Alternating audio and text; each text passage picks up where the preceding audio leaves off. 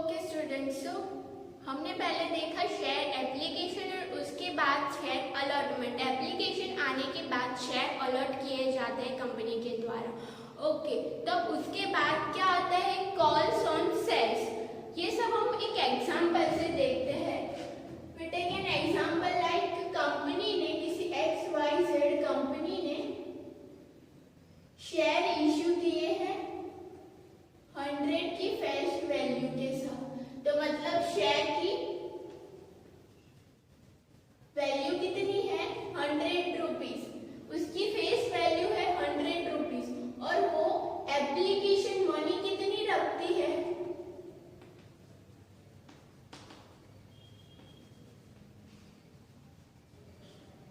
10 rupees. यहाँ पे company ने 100 रुपीज का शेयर जिसकी फेस वैल्यू है 100 रुपीज, उसने एप्लीकेशन के टाइम 10 रुपीज मंगवाए हैं। मतलब जब इन्वेस्टर्स को एप्लीकेशन उसकी फिल करनी होगी तो एप्लीकेशन के साथ एप्लीकेशन मनी भेजनी होती है। तो कितने रुपीज भेजने होंगे? 10 रुपीज। और ये ऐसा क्यों होता है? तो कंपनी जितने रुपीज का शेयर होता है वो उसी टाइम एट ए टाइम जब इश्यू करेगी शेयर तो एट ए टाइम उतने रुपीस नहीं मंगवाती, वो इंस्टॉलमेंट्स पे मंगवाती है।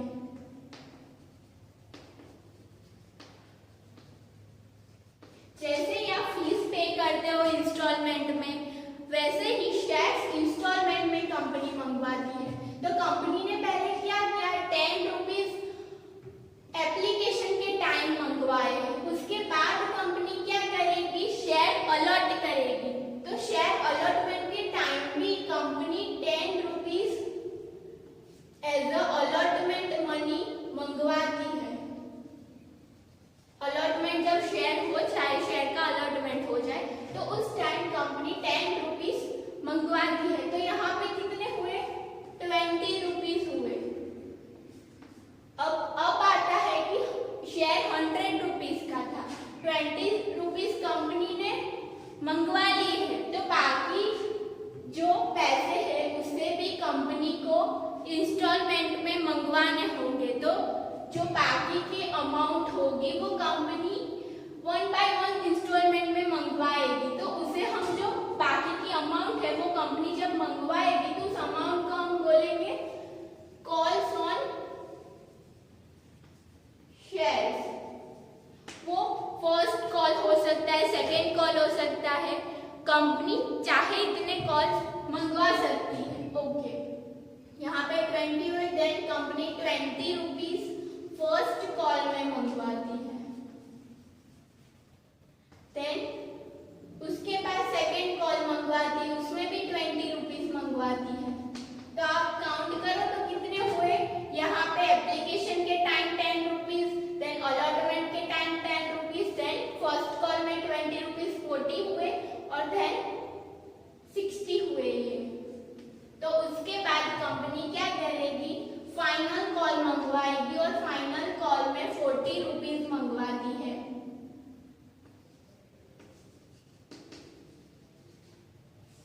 तो ये जो 3 कंपनी ने इंस्टॉलमेंट में पैसे मंगवाए जो बाकी थे कंपनी को मंगवाने, उसे हम बोलेंगे कॉल्स ऑन मनी। ओके, तो उसकी पहले हम डेफिनेशन देखते हैं कि कॉल्स ऑन मनी किसे बोलते हैं। तो amount called up by a company, company मंगवाती है on partly paid up shares, on partly paid up shares. मतलब यहाँ पे हमने देखा कि एप्लीकेशन के टाइम 10 रुपीज मंगवाए, अलॉटमेंट के टाइम 10 रुपीज मंगवाए, शेयर तो था 100 रुपीज का। मतलब उसमें से ओनली 20 रुपीज पेड अप है, 80 रुपीज अभी बाकी है मंगवाने। तो मतलब partly paid up share from share holder is called calls on share. जब कंपनी बाकी अमाउंट को मंगवाती है, शेयर की जो बाकी अमाउंट है मंगवानी, तो उसे हम क्या बोलेंगे? Calls on share.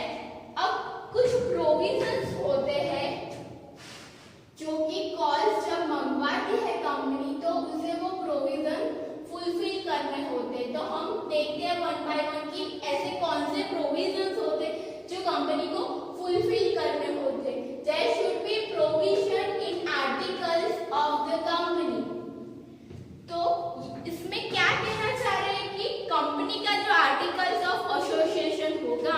देखा था कि आर्टिकल्स ऑफ एसोसिएशन कंपनी का कॉन्स्टिट्यूशन होता है, उसमें सब रूल्स एंड रेगुलेशन होते हैं। तो आर्टिकल्स ऑफ एसोसिएशन में कॉल्स मंगवाने के रिगार्डिंग प्रोविजंस होना रिक्वायर्ड है। मतलब कंपनी जब उसका आर्टिकल्स ऑफ एसोसिएशन बनाएगी तब उसमें इसके प्रोविजंस होना रिक्वायर्ड है, और कंपनी को उसके बाद जब कॉल्स मंगवाएगी तो वो जो प्रोविजंस उसने बनाए होंगे वो फुलफिल करने होंगे। अब नेक्स्ट है calls must be same to the same class of shares. हम जानते हैं कि शेयर इक्विटी शेयर होते हैं, प्रेफरेंस शेयर होते हैं। एक एग्जांपल ले लो कि इक्विटी शेयर है, उस पे वो कॉल्स मंगवा रही है कंपनी, उसका एप्लीकेशन अलॉटमेंट हो गया, अब बाकी जो अमाउंट है उस पे कॉल मंगवा रही है। तो अब कंपनी को इक्विटी शेयर मतलब सेम क्लास है, वो प्रेफरेंस से डिफरेंट है, बट जो शेयर होल्डर होंगे इक्विटी शेयर्स के उसे तो सेम अमाउंट मंगवानी होगी। ऐसा नहीं है कि एक शेयर होल्डर को 20 रुपीज मंगवाए, एक शेयर होल्डर को 10 रुपीज मंगवाए, उसे सारे शेयर होल्डर को सेम रुपीज और सेम अमाउंट मंगवानी होती है। यहाँ पे बायस बेस नहीं होनी चाहिए, यूनिफॉर्म बेसिस होनी चाहिए। Details in demand notice of share, जो शेयर्स की नोटिस होगी कॉल्स ऑन शेयर्स की, तो उसकी जब डिमांड होगी तो उसमें सारे डिटेल्स होनी चाहिए। लाइक कौन सी डिटेल होगी वो नोटिस में, तो डेट, देन लिमिट मतलब कब स्टार्ट होगा और उसकी लास्ट डेट कौन सी होगी, देन अमाउंट होगी उसकी, तो ये सारी डिटेल्स उसमें मेंशन होगी। जो नोटिस होगी उसमें ये सारी डिटेल्स मेंशन होगी।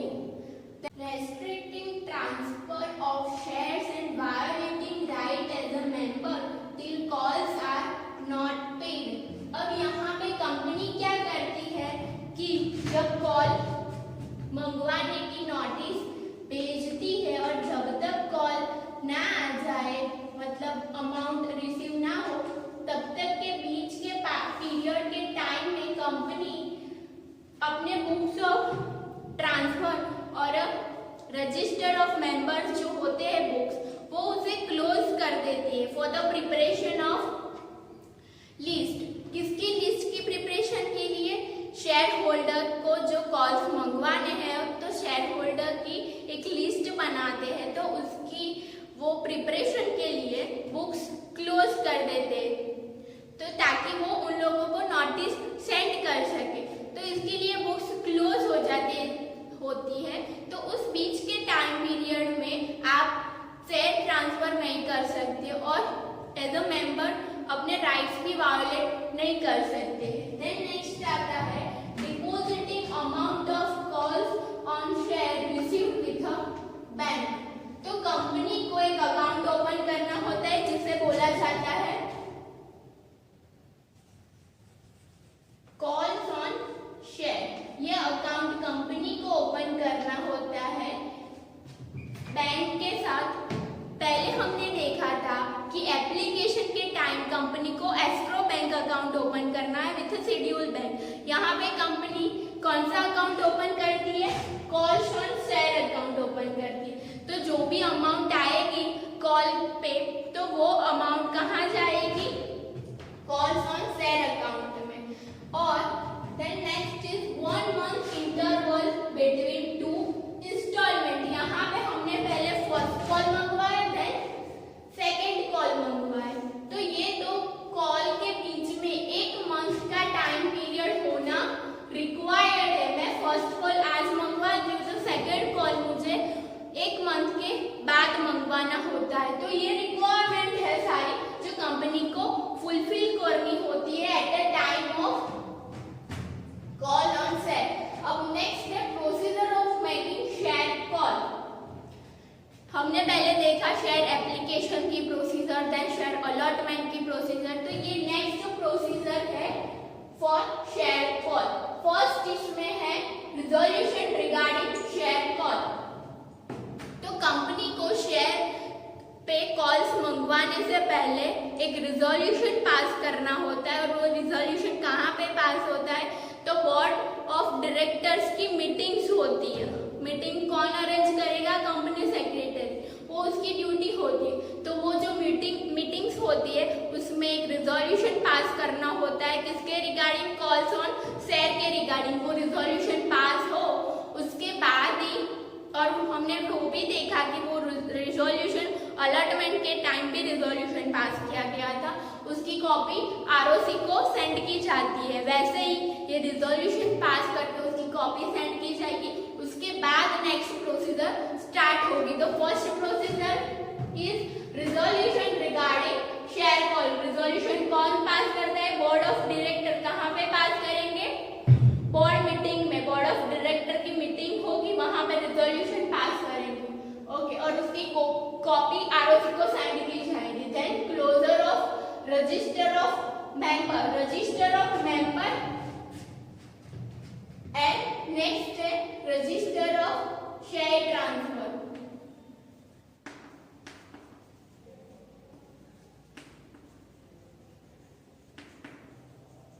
तो ये दोनों रजिस्टर कंपनी क्लोज कर देंगी, हमने पहले भी देखा कि ये दोनों रजिस्टर कंपनी क्लोज करेगी for the preparation of share call list. मतलब कॉल्स जो मंगवाने हैं तो उसकी एक लिस्ट प्रिपेयर करनी होती है।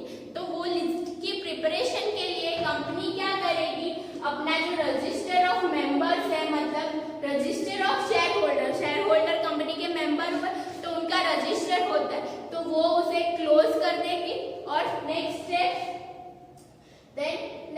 रजिस्टर ऑफ शेयर ट्रांसफर, उसे भी कंपनी क्लोज कर देगी।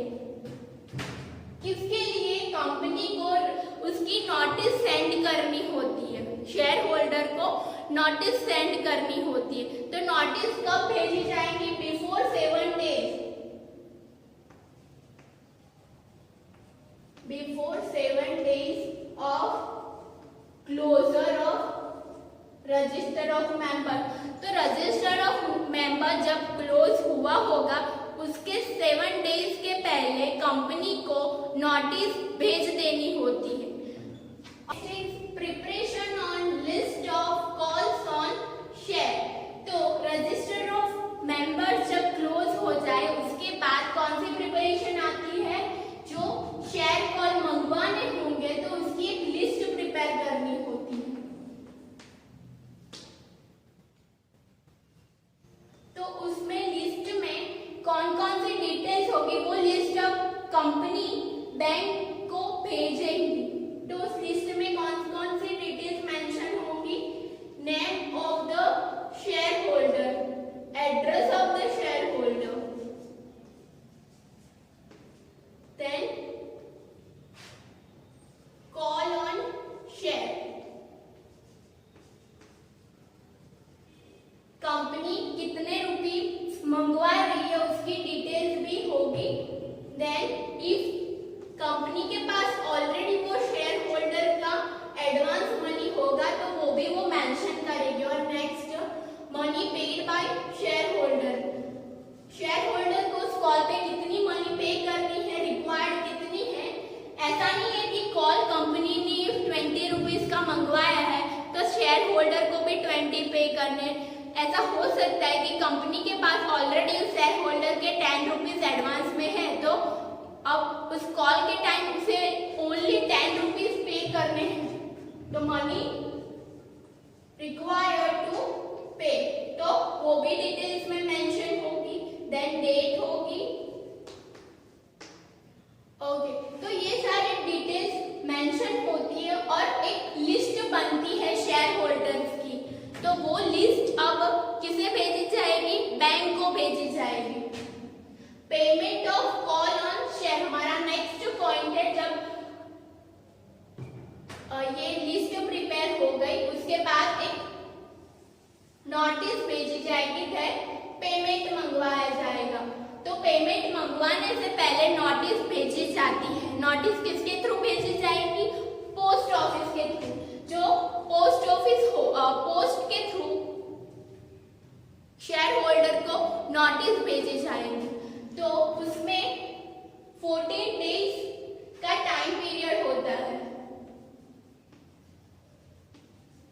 तो जो भी अल्टीमेट डेट होगी कॉल्स मनी की, कॉल्स ऑन शेयर की, उसकी डेट के 14 डेज बिफोर शेयर होल्डर को वो नोटिस भेज दी जाती है। अगर इफ आज की डेट है जब कॉल्स मंगवाए हैं कंपनी ने, तो आज की डेट है जो मेंशन की है, तो उसके 14 डेज पहले कंपनी क्या करेगी, नोटिस भेज देंगी शेयर होल्डर को ताकि वो पेमेंट कर सके।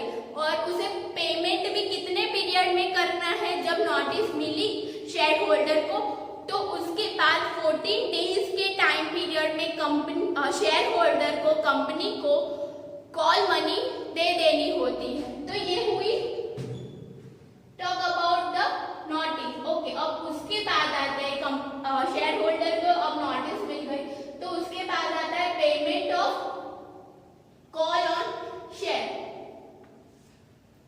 तो अब जो शेयर होल्डर होगा उसे नोटिस रिसीव हो गई, तो नोटिस में जितनी अमाउंट होगी वो उसे पे करेगा। किसे, बैंक को। कंपनी, हमने पहले देखा कि कंपनी ने बैंक अकाउंट ओपन किया था, उसका नेम क्या था, कॉल्स ऑन शेयर नेम का अकाउंट ओपन किया था। उसकी जो अपॉइंटेड बैंक होगी, जो उसकी रजिस्टर्ड बैंक होगी, वहां पे वो ओपन करेगा और शेयर होल्डर को भी वहीं पे कॉल मनी भेजनी होती है। तो वो मनी जब आएगी बैंक के पास, तो बैंक क्या करेगी, जो पेइंग स्लिप होगी वो अपने पास रखेगी और जो शेयर होल्डर होगा उसने जो अमाउंट पे की होगी उसकी रिसिप्ट उसे देगी। रिसिप्ट किसे देगी, शेयर होल्डर को, और पेइंग स्लिप अपने पास रखेगी। अब बैंक क्या करेगी, वो पेइंग स्लिप होगी वो कंपनी को सेंड करेगी। रिकॉर्डिंग कॉल मनी, उसके बाद नेक्स्ट पॉइंट है recording call money received in call list. तो अब कंपनी के पास क्या आया, कॉल मनी आई उसके अकाउंट में और पेइंग स्लिप आई। तो वो पेइंग स्लिप के अकॉर्डिंग कंपनी क्या करेगी, वो जो लिस्ट प्रिपेयर की थी उसने अकॉर्डिंग पेइंग स्लिप के अकॉर्डिंग वो उसमें डिटेल रिकॉर्ड करेगी कि किसने पेमेंट किया है और किसने पेमेंट नहीं किया।